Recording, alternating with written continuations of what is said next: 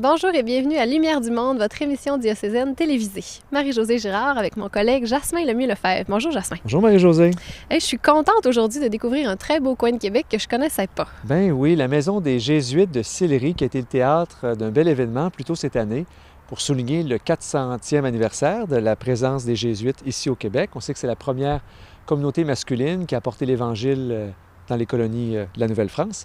Alors Marie-Josée Lavoie était présente pour nous. Et notre autre collègue, Valérie Carrier, était présente à la retraite dans la spiritualité de Marcel Vann. Alors, à travers ce reportage-là, elle nous présente un peu ce jeune Vietnamien-là et également sa spiritualité qui a touché des communautés et des mouvements bien de chez nous ici à Québec. Et puis, sachez qu'il y a une version plus longue du reportage qui est disponible sur ecdq.tv. Oui, pour débuter, on vous parle de cette 50e édition du Congrès eucharistique international de Dublin. On sait qu'on a reçu ici à Québec en 2008 le CEI. Alors, on avait une belle délégation qui était présente en Irlande pour l'occasion. On regarde le reportage.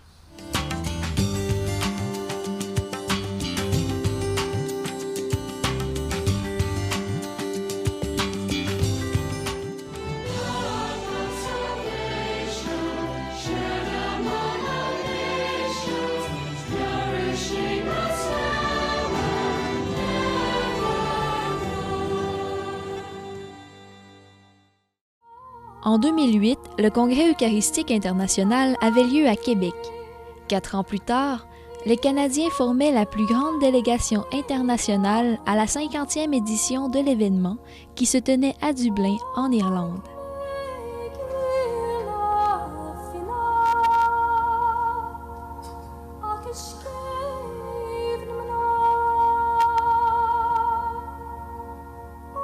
Rassemblés avec leurs évêques un après-midi, les Canadiens ont pu se réjouir ensemble de ce qu'ils vivaient à Dublin. Un bonjour à tout le monde et c'est vraiment un plaisir de se retrouver ici ensemble pour un temps de prière et de fraternité.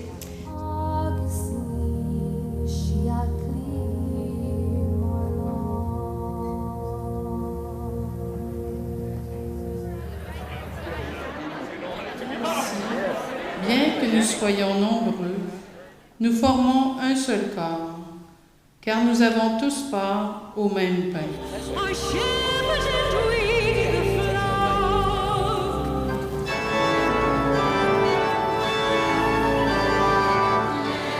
Le thème du CEI 2012 à Dublin était l'Eucharistie, communion avec le Christ et entre nous. Ce thème a inspiré catéchèses, témoignages et homélies pendant toute la durée du congrès. Notre communion au Christ nous transforme. Saint Léon le Grand l'affirmait, la participation au corps et au sang du Christ n'a pas d'autre effet que de nous transformer en ce que nous recevons, c'est-à-dire son corps. Nous apprenons dans cette communion à voir le monde comme lui le voit, à l'aimer comme lui l'aime et à donner notre vie comme lui l'a donné, par amour. Le corps humain a pour vocation d'exprimer la personne vers l'extérieur. De la même manière, le corps du Christ a pour vocation d'exprimer que le Christ veut réconcilier toute l'humanité. Nous ne pouvons recevoir l'unité avec Dieu sans recevoir l'unité entre tous les hommes. C'est dans cette optique de communion qu'a pu avoir lieu une célébration œcuménique rassemblant les différentes confessions chrétiennes présentes en Irlande. Cet événement a été marquant pour l'Église catholique irlandaise, qui a connu dans son histoire de lourds désaccords avec les protestants qui dirigeaient alors le pays.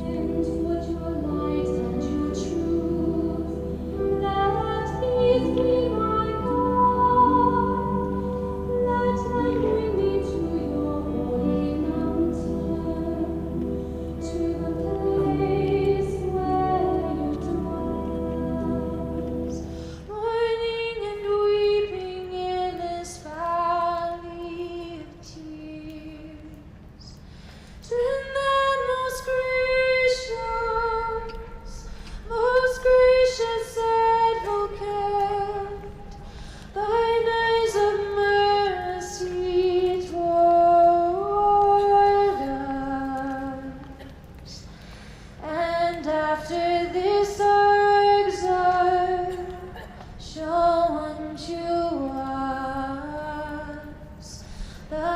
blessed fruit of thy womb, Jesus. Un vent de fraîcheur a déferlé sur l'Église d'Irlande avec ce souffle de communion qui a aussi pris un visage de réconciliation. Ce fut le cas en particulier par une demande de pardon sincère adressée à ceux qui ont subi des abus sexuels par des membres du clergé. Une prière pour eux a été inscrite sur une pierre présente tout au long du congrès et une célébration de la réconciliation a été vécue au cours de la semaine. On est en Irlande où on sait là, que l'Église d'Irlande a été très affectée par des scandales sexuels, ce qu'on a connu un peu aussi au Québec, peut-être à moins grande échelle, mais à un moment donné, dans ces affaires-là, il n'y a plus d'échelle. Je veux dire, c'est triste de toute façon. Ici, il y a eu une très belle démarche de pardon, de réconciliation qui a été, dès le début, bien amorcée, bien faite, puis tout en ayant une compassion constante pour les victimes, puis pour ces situations-là. Il y a quand même un regard tourné vers l'avenir, vers l'avant, vers le haut.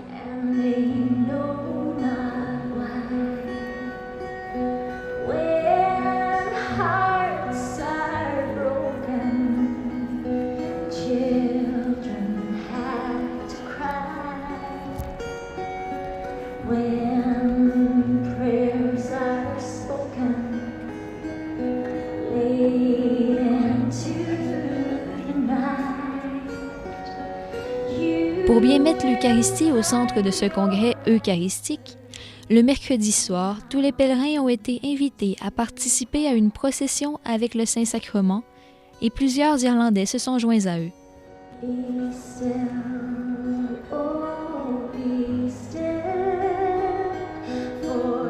Les jeunes ont participé à cette procession, mais également à plusieurs activités et événements tout au long du congrès.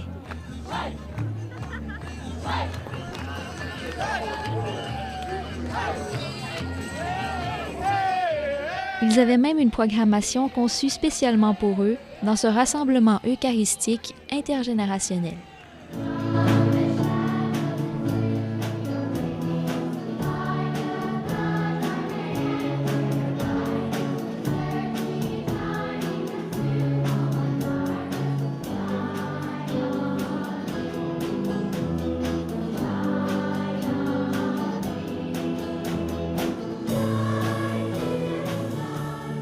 Pour la délégation du diocèse de Québec, le congrès eucharistique de Dublin a été un rappel des grâces reçues lors de la tenue du même événement dans la capitale québécoise.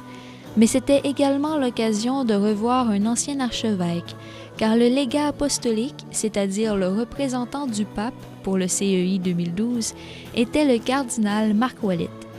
C'est d'ailleurs lui qui a présidé la célébration eucharistique francophone du lundi matin. Il était aussi le président de la célébration d'ouverture et de la célébration de clôture du congrès eucharistique. We believe in the one holy Catholic and Apostolic Church because we believe in Christ, who wills the church to be his body, born from the self-gift of his Eucharistic body.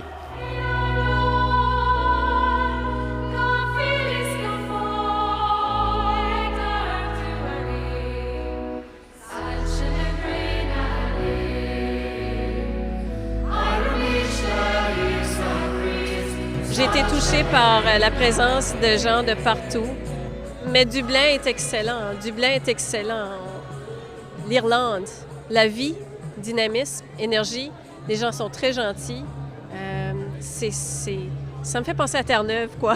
Alors, je vois que la tradition reste ancrée chez les Irlandais, que ce soit au Canada, que ce soit ici.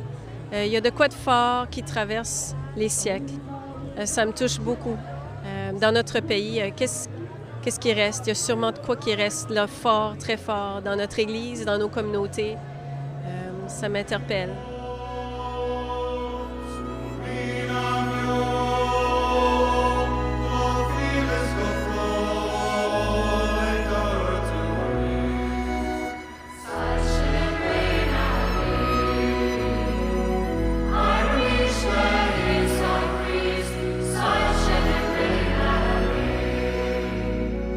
Très belle expérience, différente de celle que j'ai vécue à Québec, mais déjà pendant le Congrès eucharistique de Québec, c'était clair dans ma tête que si j'avais une chance de venir 4 ans plus tard à Dublin, quand on a appris que c'était à Dublin, bien, ça avait été décidé déjà à ce moment-là. Alors, je me dis, il faut que ça continue, puis il faut qu'on parle plus aussi de la communion entre nous. C'est très, très important. Avant la messe de la célébration de clôture au Stade Croke Park de Dublin, les personnes rassemblées ont pu assister à différentes prestations artistiques musicales. D'ailleurs, c'est tout au long du congrès eucharistique qu'ont eu lieu de telles prestations, agrémentant une organisation et des liturgies, par ailleurs assez sobres. Avez-vous remarqué avec quelle simplicité et humilité les choses se sont déroulées au cours de cette semaine? Pas de flafla, pas de grands spectacles. Même dans la procession hier soir, un dais tout à fait ordinaire comme on a dans nos paroisses, les célébrations comme ce matin, tout simplement un peu d'encens et un tissu violet. Rien de Hollywood. Toutes les célébrations nous invitaient à regarder par en dedans et non pas être éblouis par la boucane et les affaires. C'était intérieur. Moi, ça me dit beaucoup, ça, de la façon que j'ai le goût de continuer de vivre et de célébrer l'Eucharistie. Nos Eucharisties n'ont pas besoin d'être des spectacles pour que les gens rencontrent le Seigneur dans l'intériorité. Les pèlerins sont revenus ravis de leur expérience au pays de la verdure, des trèfles et des farfadets, mais non sans espérance et ambition pour l'avenir. En 2016, les Philippines accueilleront le 51e Congrès eucharistique international. Au peuple des Philippines, je fais mes salutations et je les assure de ma prière pour cette période de préparation pour cette grande réunion ecclésiale. Je suis sûre que cela va nous conduire vers un renouveau spirituel, non seulement pour eux, mais pour tous les participants venant du monde entier. Mais entre les deux, entre les 4 années qui séparent le Congrès, nous aurons, vous et moi, une vie eucharistique. Et je vous donne ma bénédiction apostolique. Pater et Filius et Spiritus Sanctus.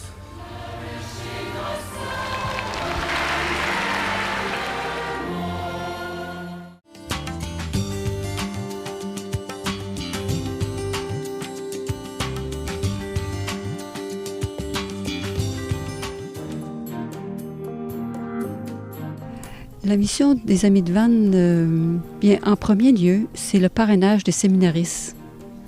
Parce que Mme Anne de Blaye, quand elle a fondé l'association, c'était justement pour aider les séminaristes au Vietnam, pour qu'ils puissent finir leur cours et puis devenir prêtres. Et puis ensuite, c'est faire connaître Vannes, le frère Marcel Vannes, frère rédemptoriste. En 2011, à l'occasion du 20e anniversaire de sa fondation, l'Association des Amis de Vannes a organisé une retraite en France pour permettre à ceux qui le désiraient de se ressourcer à la spiritualité du jeune Vietnamien. C'était un grand succès. Et puis à la fin, Mme de Blaye disait peut-être qu'on pourrait le reprendre pour le Québec. Et puis toujours sur le même thème, oui, Jésus, saint avec toi. Ainsi a eu lieu cette retraite à Québec à la fin du mois d'août 2012. Pour faire avancer la cause de Marcel Vannes, les Amis de Vannes ont envoyé Agnès Camtouet en mission au Vietnam pour rencontrer les témoins oculaires de la vie de Marcel Vannes. Je me déguisais comme une paysanne, en fait du Nord, et je suis allée dans les hauts plateaux pour que, en suivant le livre « L'amour ne peut mourir », alors j'ai trouvé des régions là-bas, des endroits où vivent maintenant les témoins oculaires. Je crois qu'il y avait beaucoup de dangers, mais c'est grâce à Vannes, et je crois que Vannes, je me suis dit toujours, si Vannes il voulait être saint, il faut qu'il m'aide pour recueillir tous ces témoignages-là. On parle de Vannes avec beaucoup d'affection. Vannes était vraiment doux.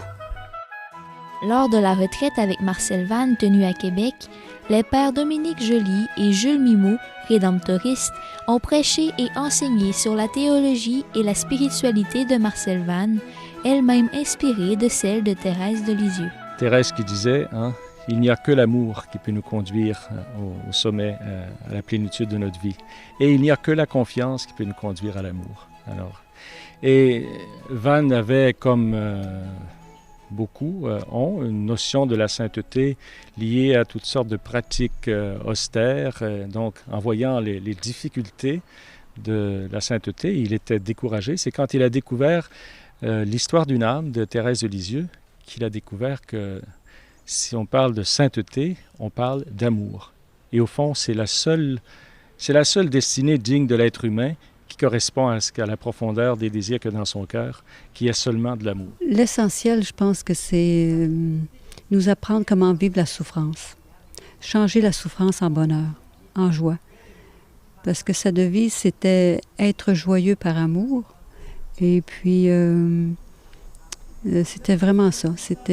Puis en plus, c'est vivre son quotidien, faire les petites choses. Vannes avait dit une phrase qu'il a reprise de Thérèse, qui est très intéressante. « Mon âme est mère ».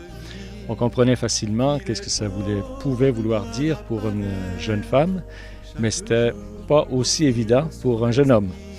Alors, ça m'a intrigué. J'ai fait des recherches là où tout le mot « mère » apparaissait. Donc, j'ai recueilli un matériel très signifiant. Et c'était une très grande surprise de découvrir la cohérence théologique, le contenu, le sens théologique de l'expérience de Marcel Vannes.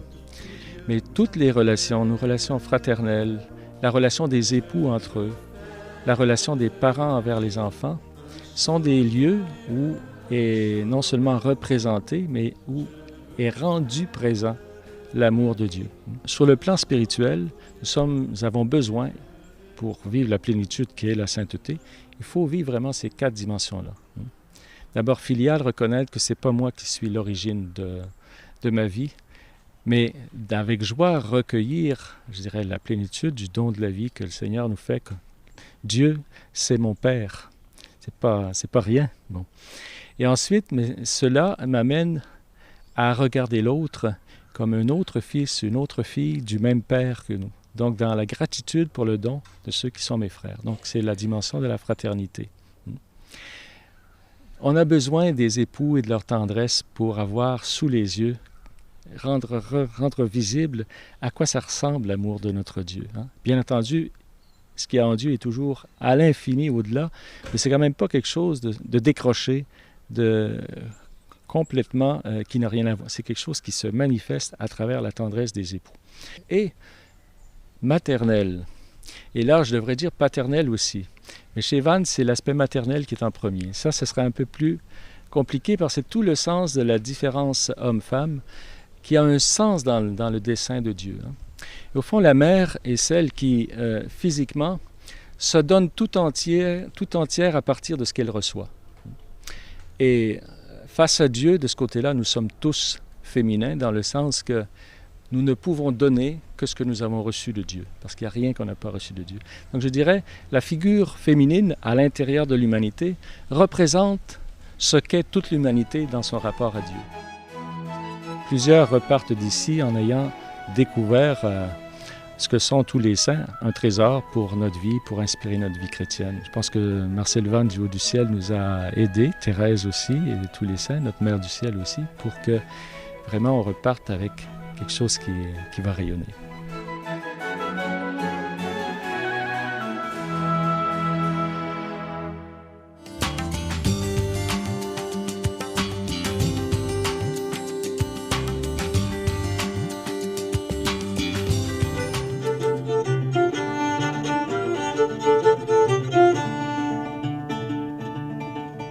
C'est avec plaisir que nous sommes venus assister ici au 400e anniversaire entourant la présence des Jésuites au Canada, marquant ainsi l'arrivée des 2 premiers Jésuites à être arrivés à Port-Royal le 22 mai 1611, soit Pierre Briard et Edmond Massé. Vive ma roulette, vive ma roulette. Au temps de la première arrivée et jusqu'en 1800, je dirais qu'il y a eu deux implications principales, donc de 1625, si on veut, jusqu'à l'extinction des Jésuites par le pape en 1776, mais en fait ici, le dernier Jésuite est décédé en 1800. Donc pendant toute cette période-là, les Jésuites ont été très proches du travail avec des peuples amérindiens, d'une part, d'abord et avant tout, mais dans la région de Québec plus spécifiquement, et ça a été le cœur de leur activité, ils se sont beaucoup investis dans l'éducation en fondant le premier collège en Amérique du Nord.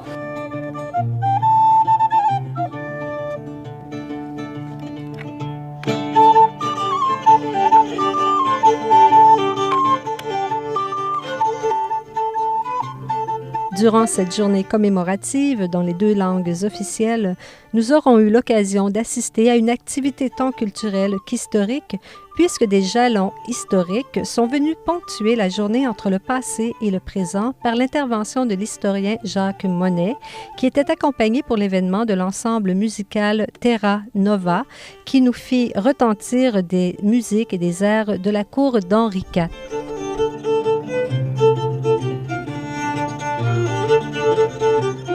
Il y a eu de plus en plus le développement de l'offre des exercices spirituels. C'est une caractéristique des Jésuites.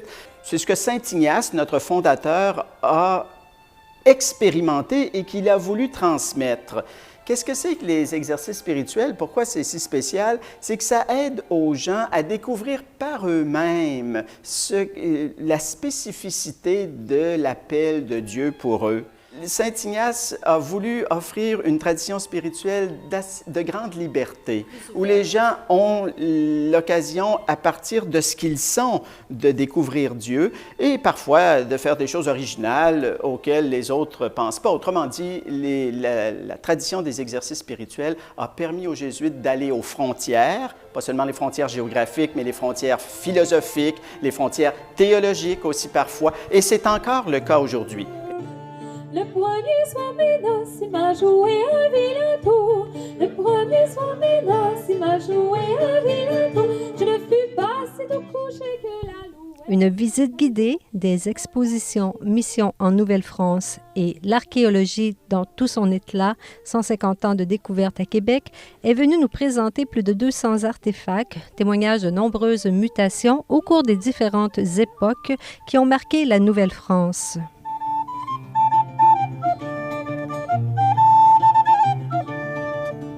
Nous avons eu un général, un supérieur général, le père Pedro Arrupe, qui, de fait, dans la fin des années 70-80, a eu l'intuition qu'il fallait donner un nouvel élan. Et ce nouvel élan, c'est...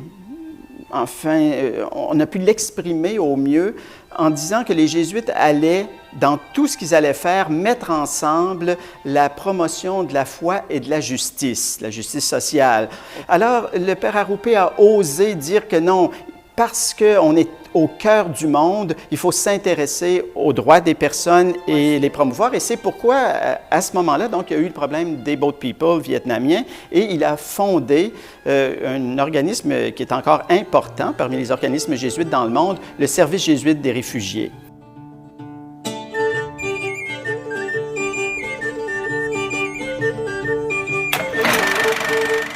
Aujourd'hui, la passion même qui a animé Pierre Biard et Edmond Massé à Port-Royal enflamme toujours le cœur des Jésuites canadiens qui continuent de servir ici et dans plus de 120 pays du monde comme éducateurs, intellectuels, prêtres de paroisse, personnel médical, aumôniers de prison ou d'hôpital, missionnaires pour ne nommer que ceux-ci. On considère qu'avec la formation que les Jésuites ont, et l'intérêt qu'ils ont justement pour aller vers des domaines qui ne sont pas déjà couverts, eh bien que c'est notre rôle de faire des choses comme ça.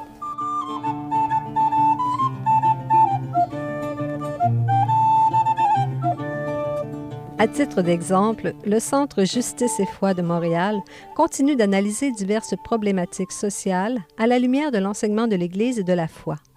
tiré sans aucun doute de la spiritualité, hérité des exercices spirituels qui s'adaptent selon le temps, le lieu et l'endroit, et fondé sur le petit livre de Saint Ignace de Loyola.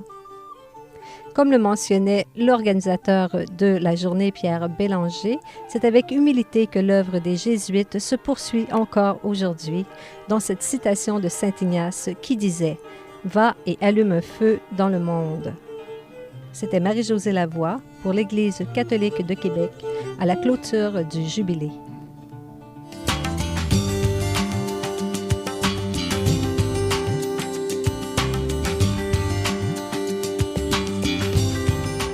Alors Marie-Josée, la semaine prochaine à l'émission? On vous présente le Concile Vatican II, dont on fête les 50 ans d'ouverture cette année, et également la fête reconnaissance du Centre Victor-Lelièvre qui a fermé ses portes le 1er juillet dernier. Oui, également, on revient sur la fête de lancement de l'année de la foi qui a été promulguée par le pape Benoît XVI. Ça s'est déroulé chez nous, un beau lancement à l'Ancienne Lorette.